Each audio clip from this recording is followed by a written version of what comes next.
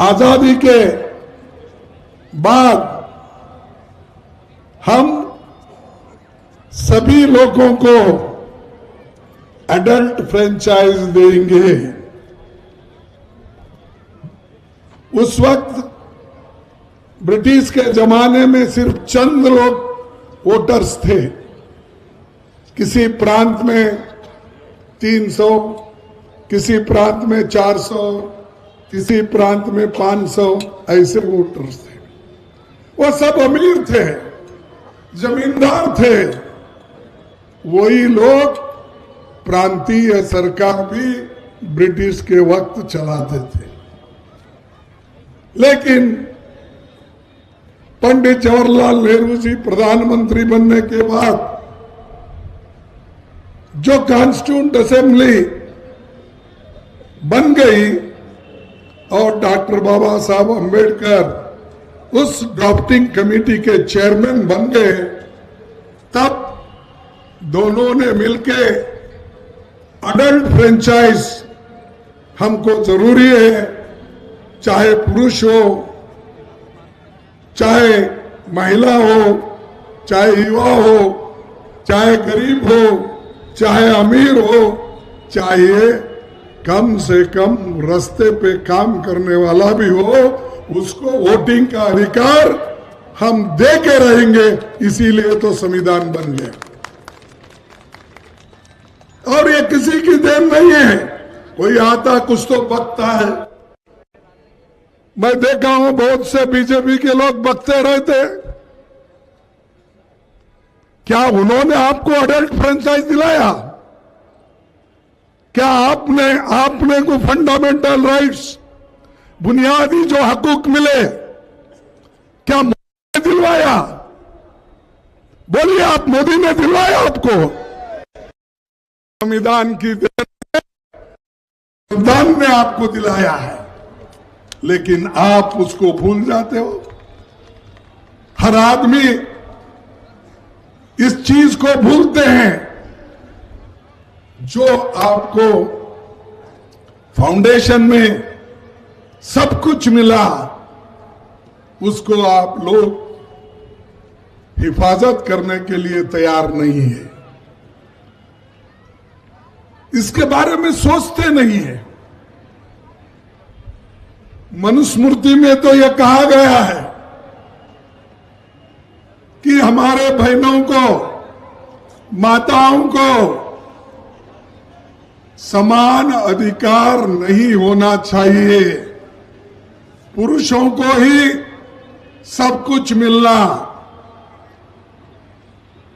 अब उन्होंने ये भी कहा, मैं भूल गया हूं, माफ करना, आप लोग इसको ठीक कर ले सकते हैं। मनु ने ये कहा और उसके साथी लोगों ने भी ये कहा कि शूद्र और महिलाएं ये सब तांडन के अवतार है, कहा था। यही ना? तांडन के अधिकारी है। ताड़न, ठीक है, आपके पास वो बोलते हैं, हमारे पास ये बोलते हैं, भाषा की अलग। लेकिन आपके पास महिलाओं के लिए ये है, लेकिन आजादी आने के बाद महिला आज प्रधानमंत्री बन सकती है, देश के अध्यक्ष बन सकती है, एमपी बन सकती है, एमएलए बन सकती है, जिला पंचायत अध्यक्ष बन सकती है, मेयर बन सकती है। ये सब किसका देन है? संविधान का। इसीलिए संविधान बचाओ, ये आंदोलन जो है हर जगह चलना चाहिए। ये मेरा तेरा नहीं है, ये तो सबका है। अगर सब एक रहेंगे तो कुछ हासिल करेंगे, अगर एक नहीं तो कोई किसी को कुछ नहीं मिलने वाला है। सभी लोग डॉक्टर अंबेडकर नहीं बन सकते। एक व्यक्ति ने कॉन्स्टिट्यूंट असेंबली में जाकर सबको मनवाकर जो हमारे को मूलभूत अधिकार दिलाए और उसी के साथ जो कांग्रेस पार्टी ने उस वक्त उनको साथ दिया और उसका जिक्र मैं पार्लियामेंट में बहुत बार किया हूं। आज भी हमको वैसा ही रहना चाहिए और लोगों को ये मालूम होना चाहिए कि देश एक है और देश में सब एक है, कोई भेदभाव नहीं होना चाहिए। लेकिन आज जब राहुल गांधी जी ने जातीय जनगणना की बात उठाई तो मोदी और शाह जी ने ये उठाया, ये देश को तोड़ने की काम कर रहे हैं। अरे भाई, देश को तोड़ने की काम उन्होंने कर रहे हैं, देश को जोड़ने के लिए उन्होंने जाति गणना का डिमांड किया है और हम भी बात करते हैं। वो उसमें आपको मालूम होगा कि कौन सी कम्युनिटी कहां है, उसको क्या करना चाहिए, इकोनॉमिकली कैसा है, सोशली कैसा है, कितनी खेती उसके पास है, कितनी नौकरी उसके पास है, ये सब निकालने के लिए उन्होंने ये जाति जनगणना का बीड़ा उठाया। और हमारा काम है, जिन लोगों को इससे फायदा होता है वो लोग पहले उठना चाहिए।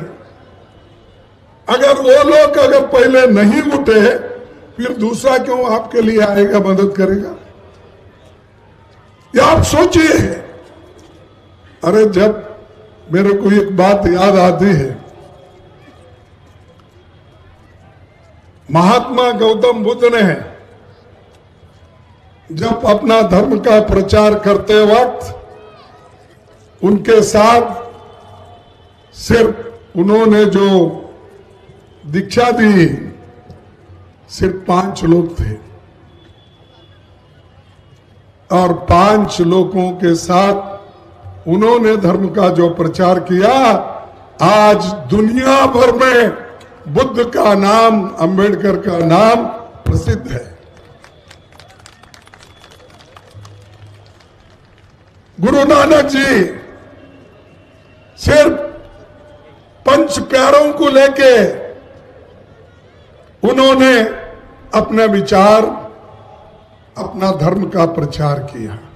आज 3-4 करोड़ से भी ज्यादा लोग गुरु नानक के उसूलों पे चलते हैं और ये सब जब डिटर्मिनेशन होता है, जब हम एक होके काम करते हैं तो उस वक्त ये हासिल कर सकते हैं।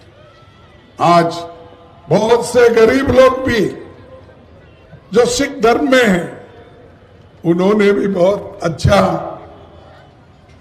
अपनी पढ़ाई हासिल की, संपत्ति भी बनाया, सब कुछ किया, लेकिन ये सब कैसा हुआ? कम लोग रहे तो भी कमिटेड लोग थे। इसीलिए हमको एकजुट रहना। और उसी के साथ मैं और एक आपको बात कहूंगा, इस यूनिटी को तोड़ने के लिए मोदी जी कोई कसर नहीं रखते। धर्मों में झगड़ा, जातियों में झगड़ा, एक जाति को उठाएंगे शेड्यूल कास्ट में, दूसरे जाति को नीचे करेंगे। एक जाति को मुसलमान में किसी एक कास्ट रहता है, उसको प्रोत्साहन देने की कोशिश करेंगे, लेकिन आम आबादी को, आम लोगों को वो इसलिए छोड़ देते हैं क्योंकि उनके प्रति उनकी घृणा है, नफरत करते हैं। इसीलिए उस नफरत के खिलाफ हमारी लड़ाई है। और खास करके अब पॉलिटिकल पावर ये जरूरी है। अगर बाबा साहब अम्बेडकर संविधान के रूप में अगर आप लोगों को पॉलिटिकल पावर नहीं देते, वोटिंग पावर अगर नहीं देते, नेहरू जी उनको अगर कबूल नहीं करते, आज हमारे इतने लोग एमएलए, एमपी, आईएएस, आईपीएस लोग कभी नहीं होते थे। आप ये याद करो, अब पीछे देखो, अब आगे देख के तो चलो, लेकिन पीछे भी देखो। जिन जिन लोगों ने तुम्हारे लिए कुर्बानी की है, लड़े हैं, लड़ते रहे हैं, उनका भी थोड़ा ख्याल रखो।